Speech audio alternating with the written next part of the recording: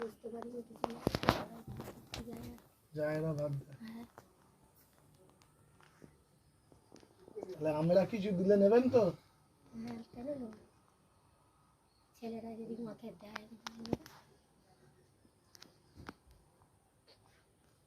খুব ভালো কথা বলেছেন। আমরা এসেছি সেই হুগলি জেলা থেকে।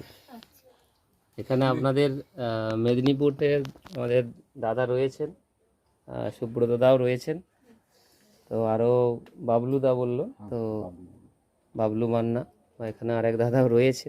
তো হুগলি এবং মেদিনীপুর জুড়েই আজকে এসেছি আপনাদের কাছে। আপনাদের এই অসহায়তার বার্তা আমরা পেয়েছি।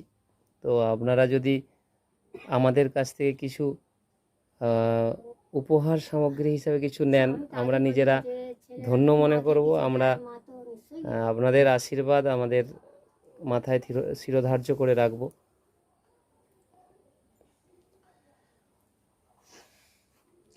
ব্যাগগুলো এই তো নিয়েছে। সামগ্রীগুলো